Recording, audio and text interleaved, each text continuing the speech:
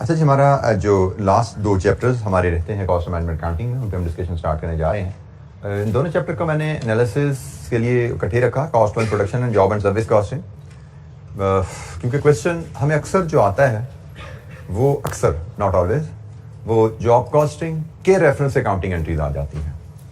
Examiner दोनों topics को इकट्ठा कर देता है और उसमें सिर्फ जॉब कॉस्टिंग और अकाउंटिंग एंट्रीज नहीं होती, उसमें ओवरहेड्स की एब्जॉर्प्शन का कॉन्सेप्ट भी होता है। जैसे इन मार्क्स हम देखते हैं, मॉडल पेपर में 15 मार्क्स नजर आ रहे हैं, बट ये सारे का सारा हमारे जो 2 चैप्टर्स हैं नॉलेज इन्हीं पे बेस नहीं है। इसमें अकाउंटिंग एंट्रीज उस नॉलेज पे बेस भी करवाई जाती है जो ऑलरेडी हम पढ़ के आए हैं, क्योंकि अकाउंटिंग एंट्रीज तो हम पढ़ते आए ना। हमने ओवरहेड के चैप्टर में भी ओवरहेड की अकाउंटिंग एंट्रीज पढ़ी थी, हमने मटीरियल लेबर वहां पे भी अकाउंटिंग एंट्रीज पढ़ी, डायरेक्ट इनडायरेक्ट के साथ कैसे ट्रीटमेंट होती है। तो बेसिकली वो नॉलेज भी साथ होता है, बीच में स्पेसिफिक इस चैप्टर का नॉलेज भी होता है, कॉस्ट फ्लो का कभी कभार और जॉब का भी मिला दिया जाता है। तो ये आप कह सकते हैं कि आपको अकाउंटिंग का नॉलेज और जॉब एंड सर्विस कॉस्टिंग का बेसिक नॉलेज जब हम ले लेते हैं तो जो क्वेश्चन आता है वो जनरलाइज्ड क्वेश्चन होता है, जिसमें डिफरेंट चैप्टर से थोड़ा थोड़ा कॉन्सेप्ट मिलाया जाता है। दिखने में लगता है अकाउंटिंग एंट्रीज का क्वेश्चन है, लेकिन उसमें और चीजें भी होती हैं। तो मॉडल पेपर में 15 मार्क्स, स्प्रिंग 22 में इसमें 0 मार्क्स आया था। मॉडल पेपर का क्वेश्चन भी हम करेंगे जब ये दोनों चैप्टर हम डिस्कस कर चुके होंगे सब्सटेंशियली, तो हम मॉडल पेपर का क्वेश्चन भी देखेंगे। इसके अलावा भी कुछ क्वेश्चन हम इसमें देख रहे होंगे।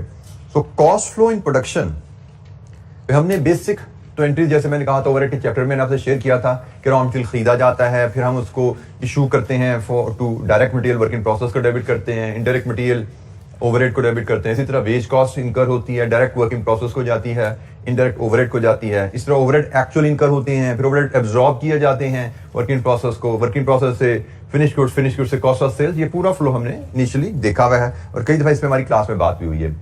लेकिन अब जो हम डिस्कस करने जा रहे हैं that is book keeping, cost book keeping.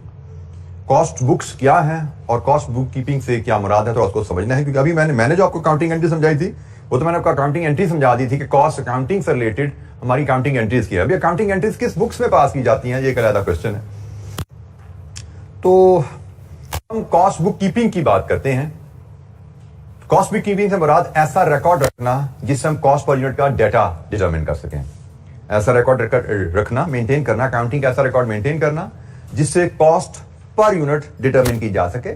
और जो आपसे मैंने फ्लो डिस्कस किया था कि ये वर्किंग प्रोसेस से फिनिश गुड्स, अभी मैं ब्रीफली ओवरव्यू भी दे रहा था, वो सारा कॉस्ट बुक कीपिंग का ही रिकॉर्ड था कि हम कॉस्ट पर्पसेस के लिए रिकॉर्ड था कि हम कॉस्ट पर यूनिट जानना चाहते हैं। तो वर्किंग प्रोसेस से फिनिश गुड्स में जो यूनिट्स प्रोड्यूस की कॉस्ट ट्रांसफर हुई, cost of units produce divided with number of units produce, cost पर यूनिट आ जाती है। तो वो कॉस्ट बुक कीपिंग का ही एक एक्सट्रैक्ट है जो आपसे शेयर हुआ है।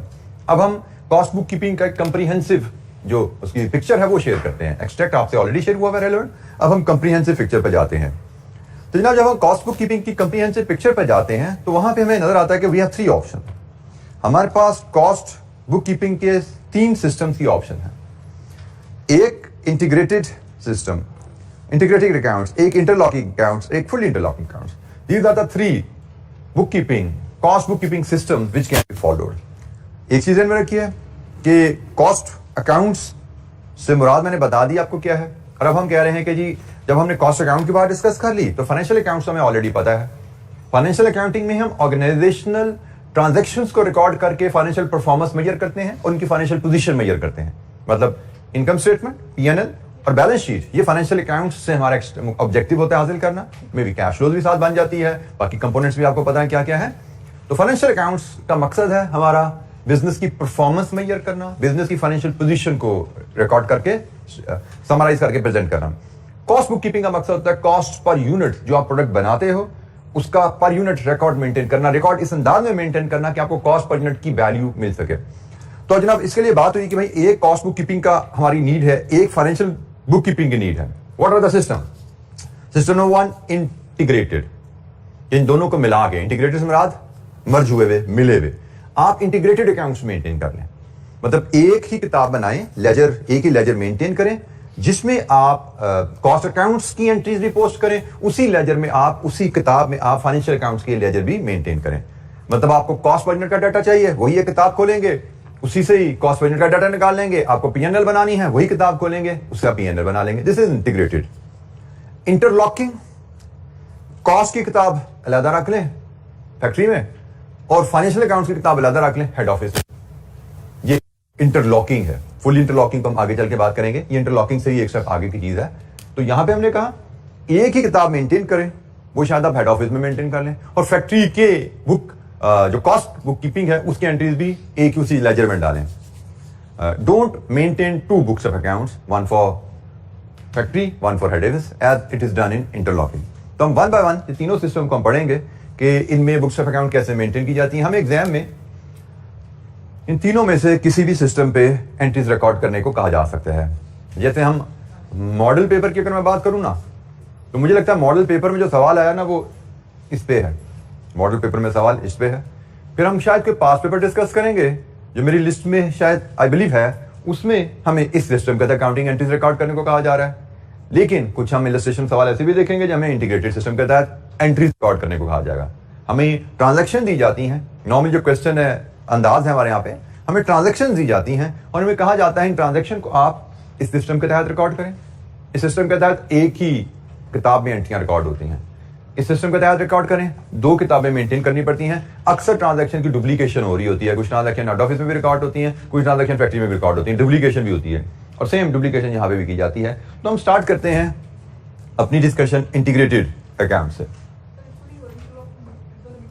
सॉरी, 2 और 3 का डिफरेंस बेटा मैं जब हम 2 डिस्कस कर लेंगे मैं फिर एलैबोरेट कर दूंगा कि हाउ 3 इज डिफरेंट। ठीक है, हमने वन बाय वन इनको डिटेल में डिस्कस करना है अभी, क्योंकि आपको इंटीग्रेटेड का ही मतलब बहुत अच्छी तरह नहीं समझ आया, आपने उसके अकाउंट्स नहीं देखे, इंटीग्रेटेड की एंट्रीज नहीं देखी, तो आपके लिए फुल आप इंटरलॉकिंग नहीं समझा तो फुल इंटरलॉकिंग समझना आपको दिक्कत हो जाएगी। ठीक है, तो पहले हम इंटरलॉकिंग जब पढ़ लेंगे then I explain what is full interlocking. ठीक है, वहां पे मैं डिफरेंशिएट इसको कर दूंगा। फुल इंटरलॉकिंग जब पढ़ने लगेंगे तब मैं आपको वहां पे एक्सप्लेन करूंगा, अभी इसकी डिफरेंशिएशन में नहीं जाते। ये मैंने सर ये बता दिया, जस्ट लाइक इंटरलॉकिंग इसमें बुक्स ऑफ अकाउंट्स ही हैं but with some additional feature. Interlocking मतलब 2 अलग-अलग बुक्स हैं, फुल इंटरलॉकिंग 2 अलग-अलग books but some additional characteristics. वो क्या है एडिशनल कैरेक्टरिस्टिक्स, उन पर बाद में बात करते हैं। अच्छा, इंटीग्रेटेड जैसे हमने नाम से बताया कि कॉस्ट अकाउंटिंग रिलेटेड एंट्रीज और फाइनेंशियल अकाउंटिंग रिलेटेड एंट्रीज सारी एक लेजर में मेंटेन की जाती हैं, एक ही लेजर की किताब मेंटेन की जाती है। जनरल लेजर आपका एक ही होता है। इंटरलॉकिंग में रिपीट आपके 2 जनरल लेजर होंगे, मतलब 2 लेजर होंगे, एक फैक्ट्री में मेंटेन हो रहा होगा, एक हेड ऑफिस में मेंटेन होगा। जैसे 2 अलग-अलग एंटिटीज हैं, जैसे फैक्ट्री एक अलग एंटिटी है, हेड ऑफिस एक अलग एंटिटी है, दोनों एंटिटीज के अलग लेजर मेंटेन किए जाते हैं इंटरलॉकिंग में। इंटीग्रेटेड में a single set of accounting record is maintain. उसी में हमें फाइनेंशियल रिकॉर्ड भी मिलता है, उसी में हमें कॉस्ट रिकॉर्ड भी मिलता है कॉमन इनपुट की मदद से। यहां से बार बार मैं फिर इंटरलॉकिंग की तरफ को ले जाऊंगा। इंटरलॉकिंग में 2 जगह इनपुट डालनी पड़ती है, इधर भी इनपुट डालो, इधर भी इनपुट डालो, और कई एंट्रीज डुप्लीकेट करनी पड़ती है, इधर भी रिकॉर्ड करो, इधर भी रिकॉर्ड करो। जल्दी हम देखेंगे कौन सी एंट्रीज डुप्लीकेट होती हैं, कैसे होती हैं। अच्छा जी, चूंकि फी जमाना ERP का दौर है, इलेक्ट्रॉनिक रिसोर्स प्लानिंग का दौर है, कंप्यूटराइज सिस्टम चलते हैं, तो कंप्यूटराइज सिस्टम के लिहाज से इंटीग्रेटेड अकाउंट्स मेंटेन करना बड़ा आसान हो गया है, क्योंकि आपके it is very common, very easy कि आप लेजर। पहले क्या होता था इंटरलॉकिंग सिस्टम, जब फिजिकल बुक्स लिखी जाती थी, मतलब किताबें, वाकई किताबें लिखी जाती थी उस जमाने में, जैसे आपको टी अकाउंट हम बना के सिखाते हैं ना, तो प्रैक्टिकली ऐसे किताबें लेजर ऐसे मेंटेन किए जाते थे किसी जमाने में। किसी जमाने में तो ज्यादा पुरानी बात नहीं, जब मैंने आर्टिकल शुरू किए तब काफी कंपनीज में हमें मैनुअल लेजर भी देखने को मिलते थे। I am talking about around 28-29 years back, physical ledger भी हमें मिलते होते थे। तो अब वो दौर नहीं है, कंप्यूटराइज है। उस जमाने में फैक्ट्री आपकी गुजरांवाला में, हेड ऑफिस लाहौर में इंटीग्रेटेड सिस्टम मेंटेन करना मुश्किल होता था। कन्वीनियंट बहुत है, सहूलत बहुत है इसमें, बहुत कम इसके ड्रॉबैक्स हैं, लेकिन उस जमाने में जब फिजिकल किताबें मेंटेन करनी थी, एक किताब मेंटेन करो तो भाई factory Gujranwala, head office Lahore, एक किताब मेंटेन करने में दिक्कत है, एक किताब रखेगा, अच्छा जी हेड ऑफिस में रख लो।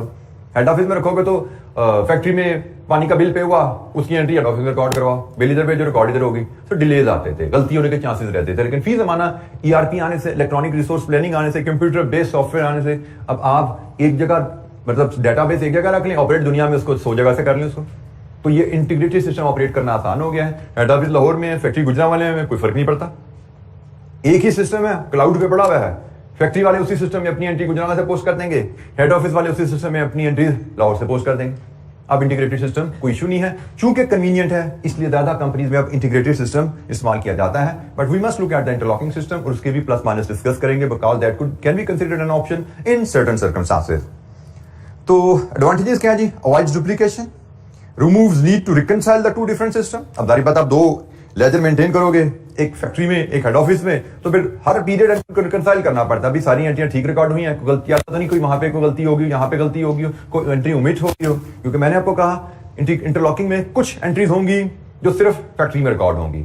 इंटरलॉकिंग में क्योंकि दो किताबें हैं ना, कुछ एंट्रीज होंगी जो सिर्फ फैक्ट्री की किताब में रिकॉर्ड होगी, कुछ एंट्रीज होंगी जो सिर्फ हेड ऑफिस की किताब में रिकॉर्ड होंगी, और कुछ एंट्रीज होंगी जो दोनों किताबों में रिकॉर्ड होंगी।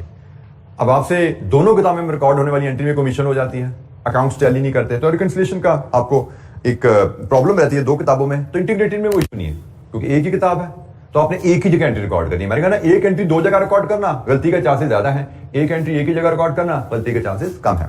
तो इसमें रिकंसिलिएशन का इशू नहीं रहता। A single consistent profit figure is available, क्योंकि किताब एक है, प्रॉफिट की फिगर भी एक यहां से निकाल पाते हैं। लेकिन इसमें ड्रॉबैक क्या आता है? मेजर ड्रॉबैक इसका एक ही है कि आपका IAS 2 कहता है कि inventory valuation financial accounting purposes के लिए एब्जॉर्प्शन कॉस्टिंग के तहत होनी चाहिए। IAS 2 अकाउंटिंग का जो स्टैंडर्ड है वो इन्वेंट्री वैल्यूएशन के बारे में बात करता है कि फाइनेंशियल अकाउंटिंग के तहत इन्वेंट्री वैल्यूएशन आपको एब्जॉर्प्शन कॉस्टिंग के तहत करनी चाहिए। लेकिन आपको पता है, हमने कॉस्ट अकाउंटिंग मैनेजमेंट अकाउंटिंग में बड़ी डिस्कशन की। कॉस्ट अकाउंटिंग हमें मैनेजमेंट रिपोर्टिंग के लिए डाटाबेस प्रोवाइड करती है। जो बेस डाटा होता है मैनेजमेंट अकाउंटिंग के लिए डिसीजन मेकिंग है, वेरियस एनालिसिस है, ये सारा डाटा आपको कॉस्ट अकाउंटिंग से मिल रहा होता है। सीवी एनालिसिस है, डिसीजन मेकिंग के लिए जितना भी डाटा है आपको कॉस्ट अकाउंटिंग से मिल रहा होता है। हमने बात की हुई है कि कॉस्ट अकाउंटिंग में, मैनेजमेंट अकाउंटिंग में जब डिसीजन मेकिंग की बात आती है तो हमें इन्वेंट्री वैल्यूएशन ज्यादा सूटेबल रहती है मार्जिनल कॉस्टिंग से। हम इन्वेंट्री वैल्यूएशन डिसीजन मेकिंग के लिए मार्जिनल कॉस्टिंग से जो है इन्वेंट्री वैल्यूएशन वो ज्यादा सूटेबल है। लेकिन इंटीग्रेटेड में मसला आ गया कि अभी चूंकि एक ही किताब है तो उसमें या अब्जॉर्प्शन कॉस्टिंग से इन्वेंट्री वैल्यूएशन हो सकती है या मार्जिनल से हो सकती है, और ज्यादा चांसेस, ज्यादा लाइक्लीहुड यही है कि आप अब्जॉर्प्शन कॉस्टिंग से करोगे, क्योंकि अल्टीमेटली आपने फाइनेंशियल अकाउंट्स भी वहां से बनाने हैं। तो ये ड्रॉबैक आ जाता है। जब आप इंटरलॉकिंग में जाते हो तो यू हैव द फ्लेक्सिबिलिटी कि फाइनेंशियल अकाउंट में इन्वेंट्री वैल्यूएशन अब्जॉर्प्शन कॉस्टिंग पर रख लो और कॉस्ट अकाउंट्स में मार्जिनल कॉस्टिंग कर लो, दोनों काम हल हो जाएंगे। और जब पीरियड एंड रिकंसाइल करोगे तो इन्वेंट्री की जो डिफरेंस है वो भी रिकंसिलिएशन आइटम बन जाएगी आपकी कि जी मार्जिनल कॉस्टिंग के तहत वैल्यू ये है, अब्जॉर्प्शन कॉस्टिंग के तहत वैल्यू ये है, इसकी वजह से भी हमारी अकाउंट्स में थोड़ा फर्क आ रहा है। तो वो रिकंसिलिएशन आइटम जहां पे इतनी आइटम रिकंसाइल करोगे ये भी आ जाएगी आपकी। सो ये एक मेजर ड्रॉबैक है। अच्छा, अकाउंटिंग एंट्रीज का फ्लो, पता भाई ये फ्लो बिल्कुल वैसा ही है जैसा आपको सिखाया पढ़ाया है मैंने शुरू में ओवरहेड के चैप्टर में, कोई इसमें नई बात नहीं है।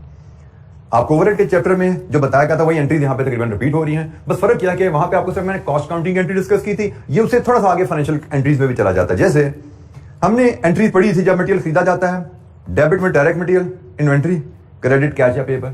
जब वेजेस या लेबर कॉस्ट इनकर की जाती है, डेबिट डायरेक्ट लेबर है तो debit direct labour, credit cash. Production overhead actual इनकर किए जाते हैं, डेबिट ओवरहेड्स क्रेडिट कैश।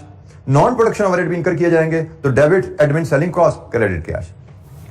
इसके बाद हमने पढ़ा था डायरेक्ट लेबर और डायरेक्ट एक्सपेंसेस, जो डायरेक्ट मटेरियल लेबर है ये तो सीधे आगे वर्किंग प्रोसेस में, और फिर यहां से ओवरहेड एब्जॉर्ब वर्किंग प्रोसेस का डेबिट हो जाते हैं। ठीक है, मटेरियल कंज्यूम होगा डायरेक्ट, वर्किंग प्रोसेस का डेबिट कर दो। लेबर डायरेक्ट है, वर्किंग प्रोसेस का डेबिट कर दो। प्रोडक्शन ओवरहेड्स है, एब्जॉर्प्शन कॉस्टिंग के तहत वर्किंग प्रोसेस में एब्जॉर्ब हो जाते हैं। यहां से फिर जब प्रोडक्शन कंप्लीट होती है, debit finish good credit working process. ठीक है जी, और जब फिर प्रोडक्ट बिकती हैं तो जो कॉस्ट ऑफ सेल्स है P&L को हिट कर जाती है। इधर से नॉन प्रोडक्शन ओवरहेड भी P&L को हिट करते हैं। और जब प्रोडक्शन बिकती है, सेल होती है, तो वहां पे एक और एंट्री डलती है, डेबिट रिसीवेबल क्रेडिट सेल्स।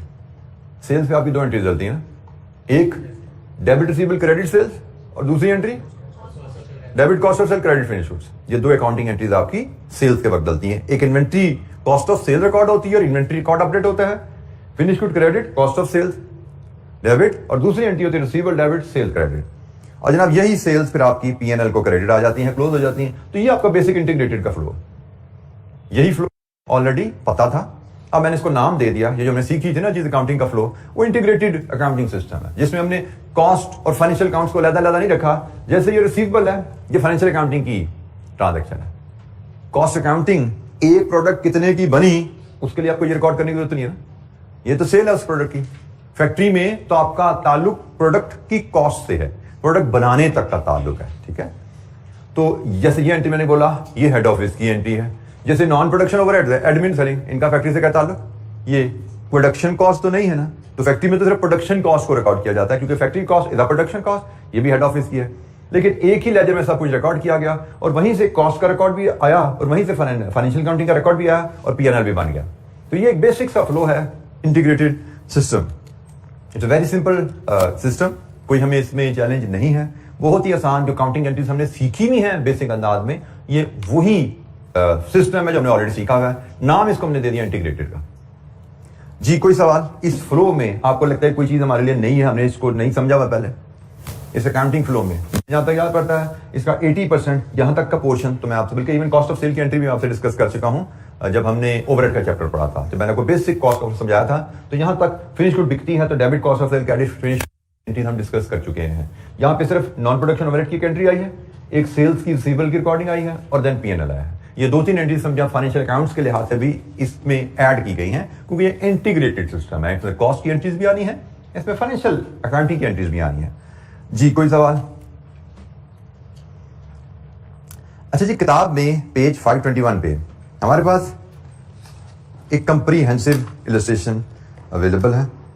हम इस बेसिकली एक ही इलस्ट्रेशन का डाटा है जिसको पहले हम इंटीग्रेटेड सिस्टम के तहत देखेंगे, फिर हम इसको इसी डाटा को इंटरलॉकिंग और फिर इसी डाटा को फुल इंटरलॉकिंग में देखेंगे ताकि हम डिफरेंशिएट फर्क देख सकें इनमें क्या है। तो पेज 521 पे आप आते हैं जब,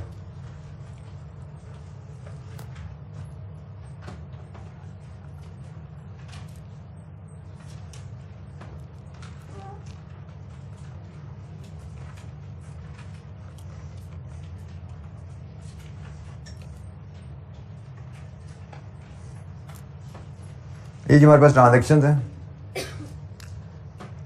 the following balances and transaction relate to a manufacturing company.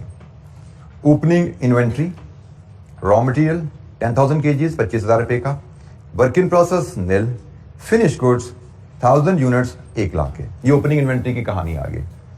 फिर मटेरियल की कहानी है, परचेजेज आपने की 28,000 kg 77,000 रुपए का, प्रोडक्शन को इशू किया 30,000 kg FIFO मेथड के तहत। ओपनिंग स्टॉक है, परचेजेज है, FIFO के तहत कितनी कॉस्ट बनेगी, हमें इसमें कोई दिक्कत नहीं है इंशाअल्लाह।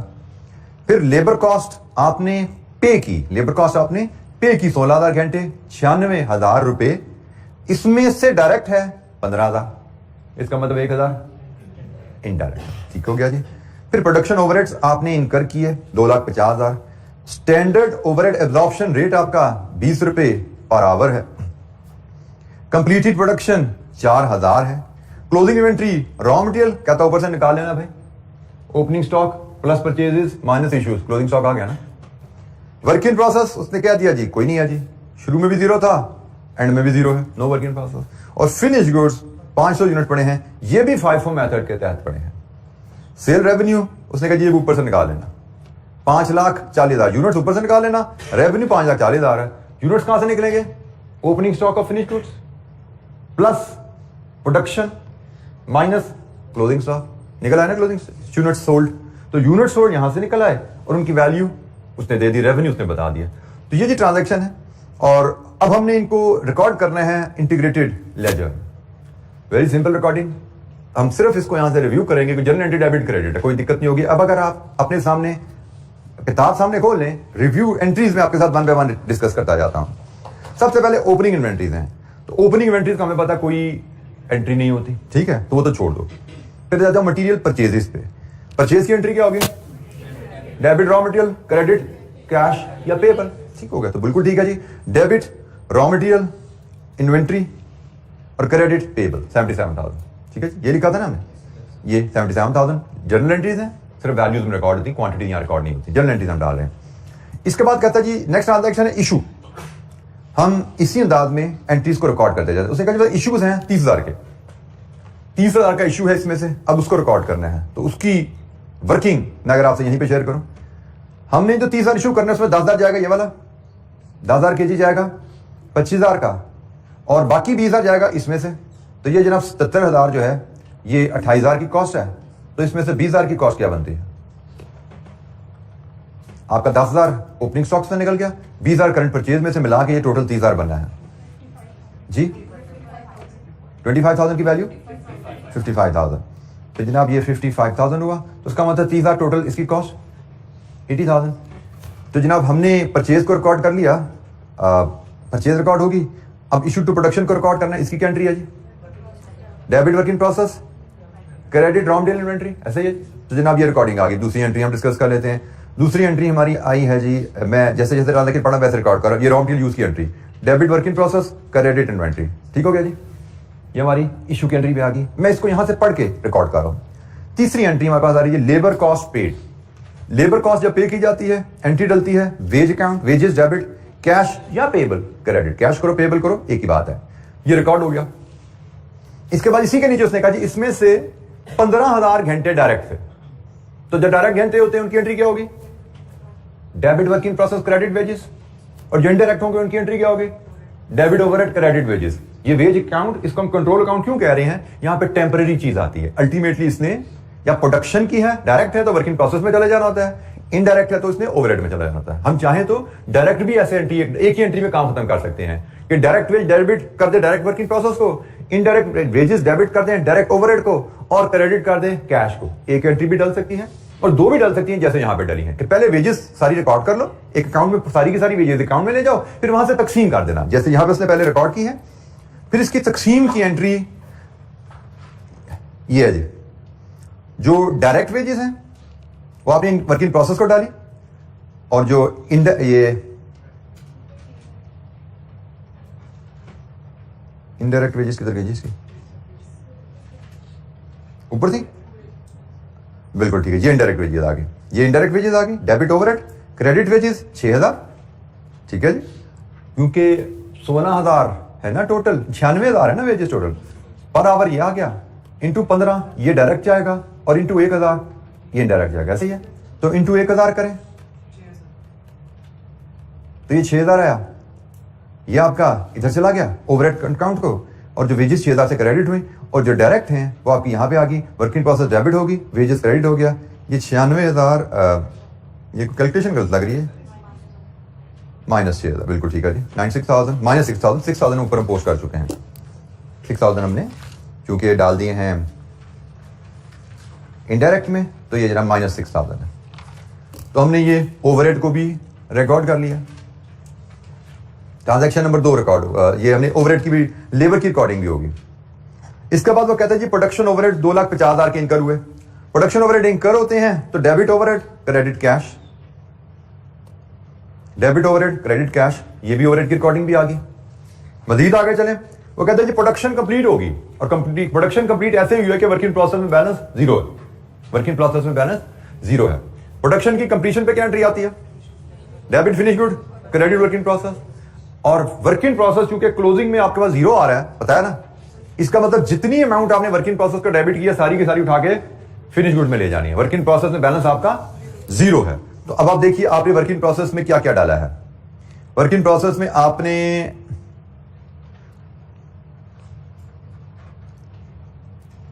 एक यहां पे चीज रह जाएगी भाई हमारी, हमने ओवरहेड कर तो दिए, इनकर ओवरहेड अब्सॉर्ब भी तो कर रहे हैं, फिर हमारा work in process count close होगा। पहले हम ओवरहेड अब्सॉर्ब करेंगे, फिर हम प्रोडक्शन हमारी कंप्लीट हो सकती है, क्योंकि हमने अभी वर्क इन प्रोसेस में मटेरियल चार्ज किया है, वर्क इन प्रोसेस में लेबर चार्ज किया है, ओवरहेड अब्सॉर्ब नहीं किया। ओवरहेड अब्सॉर्प्शन की उसने बताया 20 रुपए पर आवर है। तो अब जनाब ओवरहेड अब्सॉर्प्शन की एंट्री आ जाए, कितने हैं डायरेक्ट लेबर आवर?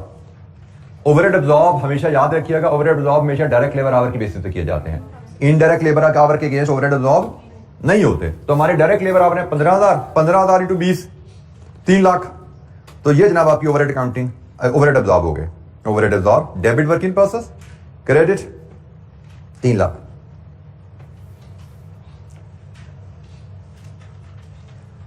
हमने ओवरहेड रिकॉर्ड भी किए, ओवरहेड अब्सॉर्ब भी कर लिया 20 रुपए के हिसाब से। अब कंप्लीटेड प्रोडक्शन पे आई है। कंप्लीटेड प्रोडक्शन की एंट्री होती है debit finish good, credit work in process. और जैसे मैंने कहा कि ओपनिंग वर्क इन प्रोसेस का बैलेंस, ओपनिंग बैलेंस भी 0 है, वर्क इन प्रोसेस का क्लोजिंग बैलेंस भी 0 है। तो जितना आपने वर्क इन प्रोसेस में डेबिट किया ड्यूरिंग द पीरियड, वो सारी अमाउंट फिनिश गुड्स में जानी है। डेबिट क्या किया, ये उसकी छोटी सी वर्किंग है। आपने 80,000 मटेरियल डेबिट किया है, 90,000 लेबर डेबिट किया है, और 3 लाख आपने ओवरहेड अब्सॉर्ब किए हैं। ओपनिंग वर्क इन प्रोसेस भी 0 है, क्लोजिंग वर्क इन प्रोसेस भी 0 है। इसका मतलब ये सारी की सारी अमाउंट अब आपकी फिनिश गुड को चली जानी है। ये एंट्री आ गई जी, debit inventory finish good, credit inventory work in process. आपने जो कंप्लीटेड प्रोडक्शन है उसको भी रिकॉर्ड कर लिया।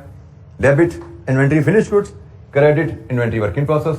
वैल्यू क्या है? वो सारी वैल्यूज आप opening work in process plus debit to the work in process minus credit to the work in process, closing balance. ठीक है जी, ओपनिंग वर्क इन प्रोसेस भी जीरो है, क्लोजिंग भी जीरो है। जितना ड्यूरिंग द पीरियड आपने कॉस्ट वर्क इन प्रोसेस में चार्ज की वो सारी की सारी आपकी फिनिश गुड्स को चलेगी। और ये आपकी रिकॉर्डिंग आ गई जी फिनिश गुड्स को ट्रांसफर की। इसके बाद क्लोजिंग स्टॉक की बात हो रही है, उसकी तो एंट्री हमें नहीं डालनी, हमें एंट्री डालनी है अब सेल्स की, क्योंकि सेल्स का जिक्र है। और सेल्स की एंट्री डलती है दो, अभी बताया था, एक debit cost of sales, credit finish goods, और दूसरी एंट्री डलती है डेबिट रिसीवेबल, क्रेडिट से। ठीक है, तब ये दो एंट्रीज हमने डालनी है। और हमने यूनिट्स कितने बेचे हैं इसको जरा मैं यहीं पर अगर हिसाब लगाऊं आपके साथ। फिनिश गुड्स का ओपनिंग बैलेंस था, opening balance of finish goods कितना है? 1000। प्रोडक्शन कितनी है? 4000। और क्लोजिंग स्टॉक कितना है? 500। तो बताइए यूनिट सोल्ड कितने हुए? 4500। ये यूनिट सोल्ड है। अब इनकी कॉस्ट चाहिए आपको, ये तो यूनिट्स है ना, हमें तो कॉस्ट ऑफ सेल्स चाहिए। तो उसके लिए आप ओपनिंग स्टॉक की कॉस्ट लो। ओपनिंग स्टॉक की कॉस्ट उसने बताया भाजी 1 लाख, ऐसे ही है। फिर आप प्रोडक्शन की कॉस्ट लो, आपको पता है 4 लाख। ये है ना भाई, प्रोडक्शन आपकी वर्क इन फिनिश गुड्स को जो गई है 4,000 यूनिट उनकी कॉस्ट। फिर आपको क्लोजिंग स्टॉक वैल्यू करना है। क्लोजिंग स्टॉक की कॉस्ट कहां से आएगी? FIFO। FIFO का मतलब क्या है? First in first out. और इसका वैल्यूएशन के हिसाब से क्या मतलब है? Closing stock will be valued at current period cost, ऐसे ही है। Closing stock will be valued at current production cost. तो जनाब करंट प्रोडक्शन कॉस्ट आती है 4,70,000 बटा 4,000 इंटू 500 कर दो, तो ये वैल्यू आ जाएगी सीधी आपकी इन्वेंट्री की, ऐसे ही है। ये करंट प्रोडक्शन कॉस्ट है इंटू 500, क्लोजिंग स्टॉक की वैल्यू आ गई कितनी है? 58750। लीजिए जी, यहां से कॉस्ट ऑफ सेल्स आ गया आपकी 511250। Cost of sales FIFO method के तहत कॉस्ट ऑफ सेल डिटरमाइन करना कोई इशू नहीं है हमारे, हमें ये आती हैं चीजें सारी। ठीक है, तो ये हमारे पास कॉस्ट ऑफ सेल्स आ गई। इसकी एक एंट्री आएगी हमारे पास कॉस्ट ऑफ सेल्स की।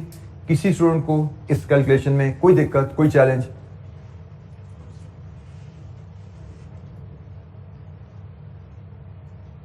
कॉस्ट ऑफ सेल्स आ गई तो इसकी एंट्री जैसे मैंने कहा, एक डलेगी debit cost of sale credit finish goods और दूसरी डलेगी रेवेन्यू की, और रेवेन्यू जाएगा 5,40,000 पे। तो ये जनाब आ गई आपकी अब कॉस्ट ऑफ सेल की एंट्री। आप कॉस्ट ऑफ सेल ने अल्टीमेटली पीएनएल में जाना होता है, तो उसने डायरेक्ट इसको पीएनएल में चार्ज कर दी, finish goods to cost of sale, मतलब debit cost of sale credit finish goods करो, फिर ultimately PNL to cost of sale करो। जाना तो पीएनएल में है, तो आप दो एंट्रीज में इसको शो कर दो या एक एंट्री में शो कर दो, दोनों एक्सेप्टेबल है एग्जामिनर के लिए, ठीक है इस बात। आई रिपीट, आप एक स्टेप करो debit cost of sale credit finish goods, फिर आप दूसरा स्टेप करो debit PNL credit cost of sale. ठीक है जी, या आप कॉस्ट ऑफ सेल्स कैंसिल करते हुए direct PNL debit finish goods credit कर दो एग्जामिनर को। आप ये दो एंट्रीज डाल दो 1 2, या ये एक डाल दो, दोनों एक्सेप्टेबल है। ठीक है, क्योंकि कॉस्ट ऑफ सेल अल्टीमेटली तो पीएनएल में जाना होता है ना, तो अल्टीमेटली तो पीएनएल डेबिट रह गया, फिनिश गुड क्रेडिट रह गया, कॉस्ट ऑफ सेल डेबिट हुई, कॉस्ट ऑफ सेल क्रेडिट हुई, खत्म होगी कॉस्ट ऑफ सेल। तो ये जनाब उसने एंट्री दिखाई पीएनएल डेबिट और इन्वेंट्री फिनिश गुड क्रेडिट। ये वर्किंग जो मैंने भी आपसे शेयर की थी, उसने वर्किंग यहाँ पे शो की हुई है, मैंने लहदा से आपके सामने कंस्ट्रक्ट करके दिखा दी थी आपको। 4500 यूनिट 5,11,250 रुपए। सेल की दूसरी एंट्री भी रिकॉर्ड कर लेते हैं, वो है जी डेबिट रिसीवेबल क्रेडिट सेल्स, और सेल्स को क्लोज भी कर देते हैं डेबिट सेल क्रेडिट पीएनएल, ये भी क्लोज कर दिया हमने। अब हमारा एक अकाउंट अभी तक क्लोज नहीं हुआ, अगर आप समझे तो। हमने रॉ मटेरियल इन्वेंट्री अकाउंट खोला, वो तो एसेट अकाउंट है, उसका तो बैलेंस कैरी डाउन हो जाता है बैलेंस शीट में, दैट इज एसेट अकाउंट। हमने वेज अकाउंट खोला, that is a cost account, वो क्लोज होना होता है। क्लोज होने से बाद उसको पीरियड एंड पे 0 होना होता है। हमने 96,000 उसमें डेबिट किया था, 90,000 वर्किंग प्रोसेस को ट्रांसफर कर दिया, 6,000 ओवरहेड को ट्रांसफर कर दिया। तीसरा अकाउंट हमने जो हिट किया ओवरहेड कंट्रोल का अकाउंट है, उसको हमने अभी क्लोज नहीं किया। ओवरहेड कंट्रोल अकाउंट अगर आपको याद हो, ओवरहेड अकाउंटिंग में हमने पढ़ा था, इसमें हम डेबिट करते हैं एक्चुअल ओवरहेड और क्रेडिट करते हैं एब्जॉर्ब्ड ओवरहेड्स। और जरूरी कि नहीं कि ये दोनों बराबर हों, जो कि यहां पे केस है भाई। अब जरा देखो, आपने एफएच कंट्रोल अकाउंट में, चले आपके सामने अकाउंट ही बना देता हूं। आपने एफएच कंट्रोल अकाउंट को जो डेबिट किए हैं चीजें, वो क्या है? एक आपने वेजेस डेबिट किए हैं इसको 6000 की, और एक आपने पेबल्स के थ्रू या कैश के थ्रू कॉस्ट इनकर्ड 2,50,000 थी, ये डेबिट किए हैं। और फिर आपने एब्जॉर्ब किए ओवरहेड एब्जॉर्ब किए, जो वर्क इन प्रोसेस को ट्रांसफर किए हैं 15,000 इंटू 20, यही था ना एब्जॉर्ब, 3 लाख। यहां से पता लगा आपने ओवरहेड्स ओवर एब्जॉर्ब कर लिए हैं। Overheads are over absorb by 44,000 यहां पे डालते हैं तो अकाउंट ये क्लोज होता है ना आपका। ओवर एब्जॉर्ब ओवरहेड्स हैं, इसकी रिकॉर्डिंग भी आपको बताया, सीखी भी आपने। डेबिट होने ओवरहेड अकाउंट और क्रेडिट होने हैं पीएनएल। कॉस्ट ऑफ सेल्स को करते थे ना, कॉस्ट ऑफ सेल या पीएनएल एक ही बात है। यहां पे हम कॉस्ट ऑफ सेल का अकाउंट बाईपास कर रहे हैं, तो कॉस्ट ऑफ सेल्स को क्रेडिट कर दो, और वहां से अल्टीमेटली उसने पीएनएल में जाना होता है। तो चूंकि हमने कॉस्ट ऑफ सेल्स ही पीएनएल में यहां बनाई है, तो इसको भी सीधा हम पीएनएल में ले जाएंगे। तो 44,000 हमारे ओवर एब्जॉर्ब ओवरहेड है, और इसकी एंट्री हमारी 44,000 डेबिट होगा एफएच कंट्रोल अकाउंट, और क्रेडिट होगा कॉस्ट ऑफ सेल्स या पीएनएल। तो ये जनाब आपकी ओवर एब्जॉर्ब 44,000 की कैलकुलेशन, और ये आपकी इसकी recording, debit over control account, credit PNL. अब हमने तमाम ट्रांजैक्शंस रिकॉर्ड कर ली हैं, और सारी चीजें हमने पीएनएल को ट्रांसफर कर दी हैं। हमने सेल्स भी पीएनएल को ट्रांसफर कर दी है, हमने कॉस्ट ऑफ सेल्स भी पीएनएल को ट्रांसफर कर दी है, हमने ओवर एब्जॉर्ब ओवरहेड भी पीएनएल को ट्रांसफर कर दी हैं। अब आप अगर चाहें तो अपना पीएनएल भी व्यू कर सकते हैं, आप अपना पीएनएल भी व्यू कर सकते हैं। मैं आपके सामने अगर पीएनएल को टी अकाउंट यहां शो करूं, पीएनएल में आप कॉस्ट ऑफ सेल्स लाए हैं 5,11,250 की, पीएनएल में आप सेल्स लाए हैं 5,40,000 की, पीएनएल में आप ओवर एब्जॉर्ब्ड ओवरहेड्स लाए हैं 44,000 के। इसके अलावा कोई आइटम यहां पर भी है आपके पास पीएनएल से रिलेटेड, कोई transaction? I think that's it. अब यहां से अपनी प्रॉफिट की फिगर बताइए क्या आ रही है आपका प्रॉफिट, यहां से क्या आ रहा है? 72,750। ये आपका पीएनएल अकाउंट मैंने बनाया था, ठीक है जी। आपका प्रॉफिट फॉर द पीरियड आ गया 72,750। अब हमें इसको रिकॉर्ड करने की जरूरत है, प्रॉफिट की एंट्री डालनी है, और प्रॉफिट की एंट्री होगी debit PNL credit accumulated profit. ये आखिरी एंट्री आपकी इस अकाउंट्स में आती है, जिसके बाद अकाउंटिंग सिस्टम आपका कंप्लीट हो गया। Debit PNL credit accumulated profit, this completes your whole flow of the data. क्योंकि अल्टीमेटली आपको यहां से अब प्रॉफिट लॉस की फिगर भी आ गई, जो कि फाइनेंशियल अकाउंट्स का टारगेट होता है।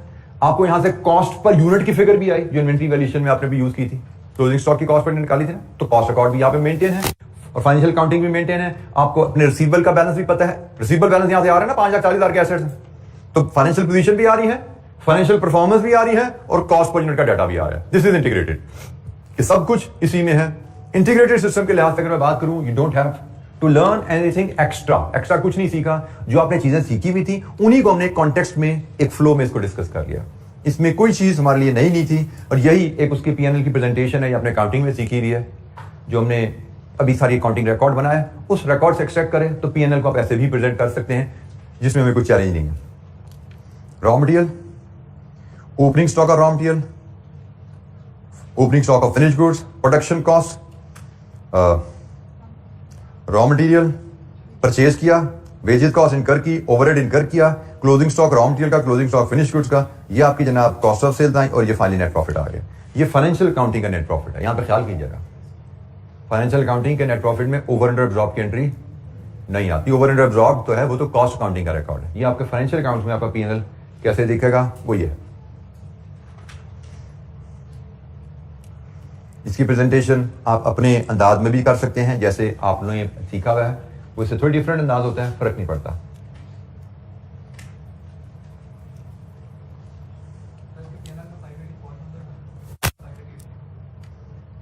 कहां पे बेटा प्रॉफिट, ये देखो ना,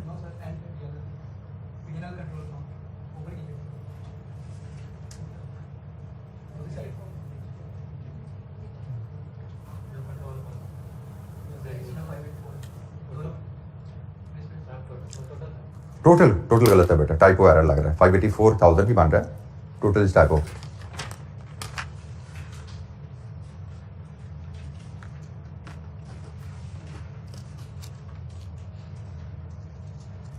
जी, एनी क्वेश्चन? अब ये उनके आगे सारे लेजर्स हैं जो हमने रिकॉर्डिंग अभी देखी थी। ये रॉ मटेरियल का लेजर है, opening balance plus purchases minus working process, closing balance आ गया। ये वेज कंट्रोल है, टोटल कॉस्ट इनकर्ड, ये इनडायरेक्ट थी, ओवरहेड को चलेगी, डायरेक्ट थी, वर्क इन प्रोसेस को चलेगी।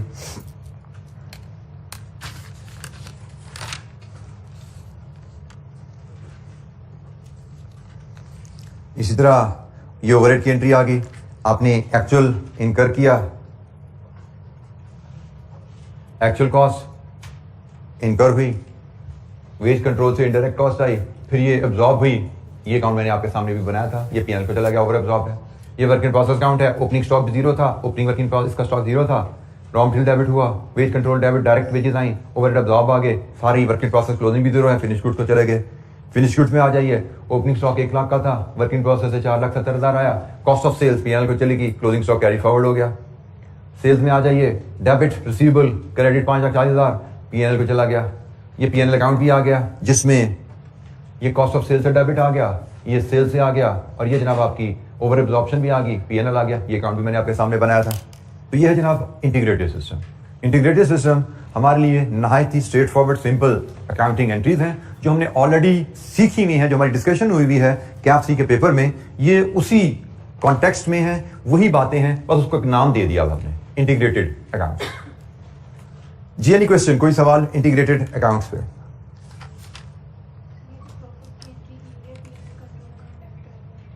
क्रेडिट अक्यूमुलेटेड प्रॉफिट्स,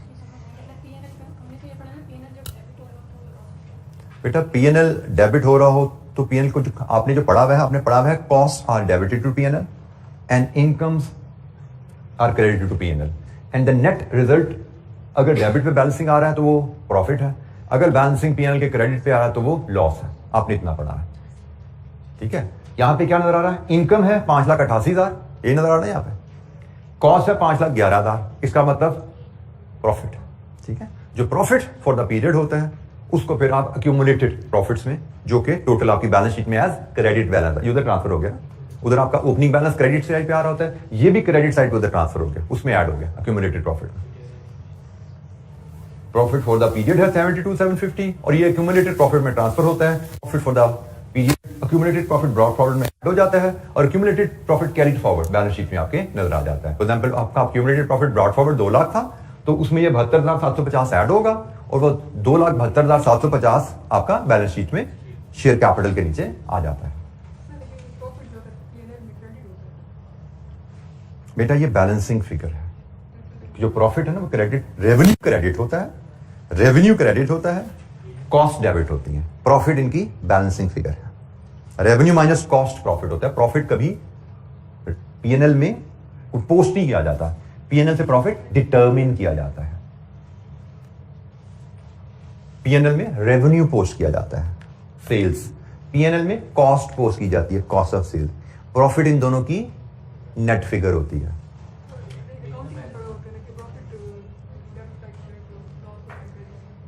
आपका कहना है कि ये लॉस है? बेटा ये काउंटिंग ही है, ये काउंटिंग नहीं है। आपको फिर गलत चीज याद आ रही है शायद, मैं आपको काउंटिंग ही बता रहा हूं कि पीएनएल में रेवेन्यू क्रेडिट किया जाता है, रेवेन्यू क्रेडिट किया जाता है, इनकम नहीं, रेवेन्यू क्रेडिट किया जा रहा है यहाँ पे पीएनएल में, कॉस्ट पीएनएल में डेबिट की जा रही है और रेवेन्यू माइनस कॉस्ट जो डिफरेंस होता है वो आपका प्रॉफिट होता है। तो रेवेन्यू माइनस कॉस्ट डिफरेंस है 72,750 और ये रेवेन्यू माइनस कॉस्ट प्रॉफिट है, ठीक है। अगर आप इसको इस तरह देखना चाहो तो ये कैरी डाउन यहां से होगा और ये ब्रॉट डाउन यहां पे 72,750 ही है। इसका बैलेंस देखो प्रॉफिट का तो क्रेडिट ही है, बैलेंस इसका क्रेडिट ही है, बट डिटरमिन इस साइड पे किया जाता है। ये बैलेंसिंग फिगर इधर आ रही है, ये प्रॉफिट है, बैलेंसिंग फिगर इधर आएगी तो लॉस होगा। यहां पे बैलेंसिंग फिगर क्या बताएगी कि कॉस्ट ज्यादा है, रेवेन्यू कम है, रेवेन्यू कम कॉस्ट ज्यादा हो तो लॉस है। जी एनी क्वेश्चन, कोई सवाल? इंटीग्रेटेड अकाउंट्स में हमने जर्नल एंट्रीज हमने सेट ऑफ ट्रांजैक्शन दी की थी, उनकी जर्नल एंट्रीज हमने रिकॉर्ड करना सीखा, लेजर अकाउंट्स भी हमने रिव्यू कर लिए और फाइनेंशियल अकाउंट्स में पीएनएल कैसे बनता है उस पे भी हमारी बात हुई। अच्छा जी, नेक्स्ट हमारा इंटरलॉकिंग है, उस पे थोड़ा सा इंटरलॉकिंग का तारुफ हम लेते हैं। इसकी एग्जांपल तो इंशाल्लाह हम कल करेंगे, तारुफ हम इंटरलॉकिंग का ले लेते हैं। इंटरलॉकिंग ब्रीफ तो मैंने बता दिया था भाई, 2 अकाउंट बनने हैं। एक किताब हेड ऑफिस मेंटेन करेगा अपनी ट्रांजैक्शन रिकॉर्ड करने के लिए, एक किताब फैक्ट्री मेंटेन करेगी अपनी ट्रांजैक्शन रिकॉर्ड करने के लिए। Books are divided into 2 ledgers. Cost accounts are maintained in a cost ledger also known as factory ledger. उसको कॉस्ट लेजर भी कहा जाता है, उसको फैक्ट्री लेजर भी कहा जाता है। और head office account head office में रखे जाएंगे, फाइनेंशियल अकाउंट हेड ऑफिस में रखे जाएंगे, इनको जनरल लेजर कहा जाता है। तो अब हमारी 2 किताबें बनेंगी। इंटीग्रेटेड बुक कीपिंग में एक ही किताब थी जिसको हम जनरल लेजर कह रहे थे, उसमें कॉस्ट अकाउंटिंग एंट्रीज भी थी, उसमें फाइनेंशियल अकाउंटिंग एंट्रीज भी थी। अब हम 2 किताबें बनाएंगे, एक फैक्ट्री लेजर या कॉस्ट लेजर जिसमें कॉस्ट अकाउंटिंग की एंट्रीज होंगी, और एक होगा जनरल लेजर जिसमें फाइनेंशियल अकाउंटिंग की एंट्रीज होंगी। ये दोनों होते रहता हैं but they are kept in agreement और आर रेडिली रिकंसाइलेबल।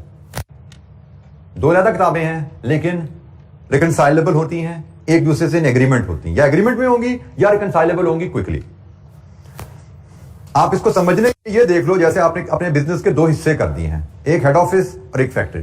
ठीक है, आप इसको आसानी के लिए ऐसे समझ सकते हो कि 2 हिस्से हैं और दोनों हिस्से अपने अपने हिस्से की ट्रांजैक्शन को रिकॉर्ड करेंगे, और कुछ ट्रांजैक्शन ऐसी होंगी जो दोनों जगह रिकॉर्ड होंगी। फॉर एग्जाम्पल हम एग्जाम्पलीफाई करें। अच्छा, एक सॉरी चीज मैं भूल गया, जनरल लेजर में फैक्ट्री का अकाउंट मेंटेन किया जाता है और फैक्ट्री लेजर में हेड ऑफिस का अकाउंट मेंटेन किया जाता है, क्योंकि दोनों अलग-अलग किताबें हैं ना। तो हेड ऑफिस का जो फैक्ट्री से लेन देन होगा वो हेड ऑफिस अपनी किताबों में फैक्ट्री के अकाउंट से रूट करेगी, और फैक्ट्री का जो हेड ऑफिस से लेन देन होगा, लेन देन चलता रहेगा ना हेड ऑफिस फैक्ट्री का आपस में, तो फैक्ट्री का जो हेड ऑफिस से लेन देन होगा वो इसको जनरल लेजर कंट्रोल अकाउंट के थ्रू रूट करती है, क्योंकि दोनों किताबें अलग-अलग हो गई। फैक्ट्री एक अलग कंपनी बन गई समझो, हेड ऑफिस एक अलग कंपनी बन गई, और दोनों कंपनीज का आपस में लेन देन चलता रहेगा, क्योंकि सीधी सी बात है फैक्ट्री के सारे खर्चे हेड ऑफिस नहीं पे करने हैं ना, फैक्ट्री के सारे खर्चे हेड ऑफिस ने पे करने हैं। तो हेड ऑफिस पेमेंट कर रही है किसकी, कॉस्ट की, फैक्ट्री की। तो यही लेन देन है ना 2 बिजनेसेस का, कि भाई मैं आपके पे आप पे खर्चा कर रहा हूं तो आप अपने पास भी रिकॉर्ड करोगे, मैं अपने पास भी रिकॉर्ड करूंगा। मैं क्या रिकॉर्ड करूंगा, भाई मैंने आपके पे आप पे खर्चा किया है, आपसे मैंने पैसे वसूल कर रहे हैं। आप क्या रिकॉर्ड करोगे, कभी अदनान ने मेरे पे आप पे खर्चा किया, मैंने इसको पे करना है।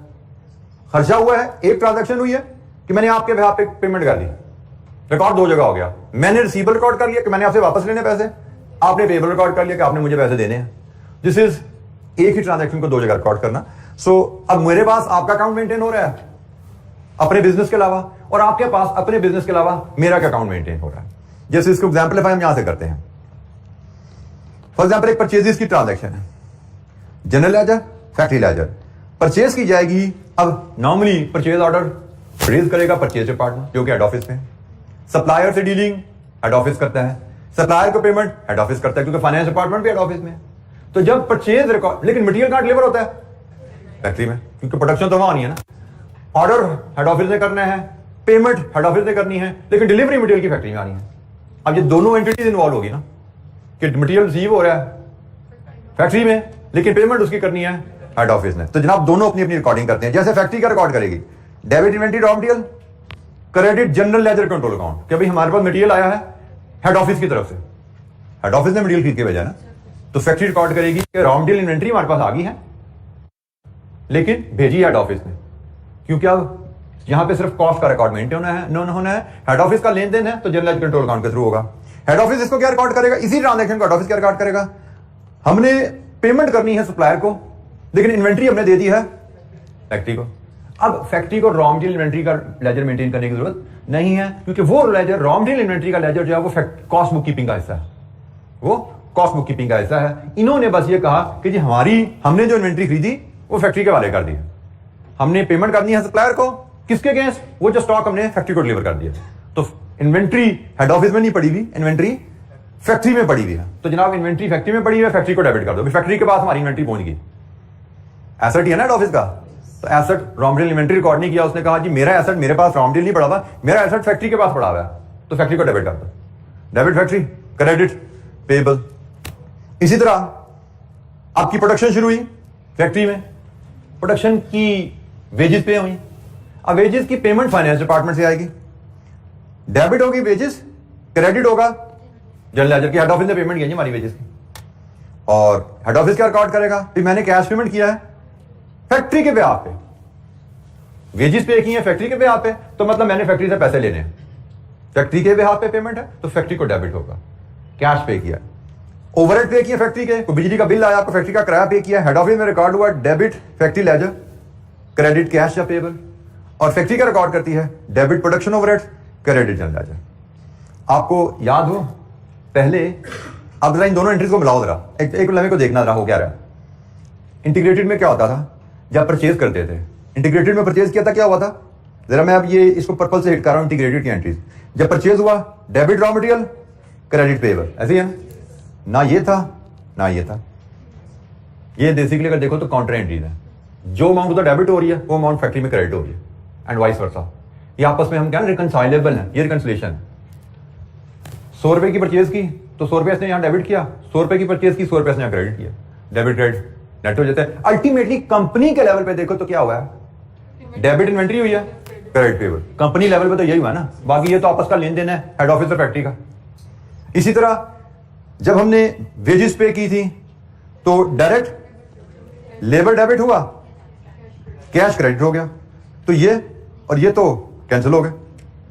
सिमिलरली ओवरहेड कॉस्ट पे की, डेबिट ओवरहेड हो गए, क्रेडिट पेबल हो गया, ये तो कैंसिल हो गया आपस में। तो ये है जो हम कहते हैं इन एग्रीमेंट होने चाहिए accounts. At the end of the period factory ledger का बैलेंस हेड ऑफिस में डेबिट होता है, at the end of any period general ledger का बैलेंस फैक्ट्री लेजर में क्रेडिट होता है, और ये दोनों एग्रीमेंट में होने चाहिए। अगर दोनों मैच कर रहे हैं बैलेंस, एक का डेबिट दूसरे क्रेडिट से बराबर है, इसका मतलब हमारे बुक्स इन एग्रीमेंट है। जब हमने कहा था ना books should be in agreement, books will be considered agreement when head office books और फैक्ट्री बुक्स, इसको हम कहते हैं जनरल लेजर, इसको हम कहते हैं factory ledger. Debit of factory ledger control account is equal to credit of general ledger control account. General ledger में फैक्ट्री का अकाउंट मेंटेन होता है, फैक्ट्री लेजर में हेड ऑफिस का अकाउंट मेंटेन होता है। इसका बैलेंस पीरियड एंड पे डेबिट होगा, इसका बैलेंस पीरियड एंड पे क्रेडिट होगा, क्योंकि हेड ऑफिस ने फैक्ट्री के बिहाफ पे खर्चे किए हुए हैं, तो हेड ऑफिस ने वसूली करना होगा फैक्ट्री से। और फैक्ट्री में चूंकि हेड ऑफिस ने इसके बिहाफ पे खर्चे किए हुए हैं, तो फैक्ट्री ने हेड ऑफिस को पे ही करना होगा पीरियड एंड पे, और ये दोनों बराबर होने चाहिए। इसका रिसीवेबल इसके पेबल से मैच होना चाहिए। दिस इज द थिंग जो हम कहते थे, the book should be in agreement और रिकंसाइलेबल। अगर फर्क है तो उसकी एंट्री हमारे पास होनी चाहिए, इस वजह से फर्क है। तो ये इंटरलॉकिंग का एक ओवरव्यू था कि एक ही ट्रांजैक्शन जो हम इंटीग्रेटेड में debit raw material inventory credit payable करते थे, किताबें दो हो जाती हैं, तो इसके दो हिस्से हो जाते हैं एंट्री के इंटरलॉकिंग में। हेड ऑफिस अपना हिस्सा रिकॉर्ड कर लेता है, फैक्ट्री अपना हिस्सा रिकॉर्ड कर लेती है। तो हम कल जब आएंगे तो वही जो अकाउंटिंग एंट्रीज हमने अभी सीखी हैं, जो अकाउंटिंग एंट्रीज हमने इंटीग्रेटेड में रिकॉर्ड की, सेम अकाउंटिंग एंट्रीज को हम रिकॉर्ड करेंगे इंटरलॉकिंग में, साइड बाय साइड हम लेकर चलेंगे कि भाई ये ट्रांजैक्शन हुई, इसकी हेड ऑफिस में क्या एंट्री बनेगी, इसकी फैक्ट्री में क्या एंट्री बनेगी, और कुछ ट्रांजैक्शन ऐसी आएंगी जो सिर्फ हेड ऑफिस में रिकॉर्ड होंगी, कुछ ट्रांजैक्शन ऐसी आएंगी जो सिर्फ फैक्ट्री में रिकॉर्ड होंगी, लेकिन कुछ ऐसी होंगी जो दोनों जगह रिकॉर्ड होंगी, जैसे हमने अभी एग्जांपल दी। ठीक है, तो इसकी डिस्कशन इंशाअल्लाह हम कल करेंगे। थैंक यू, अस्सलाम वालेकुम।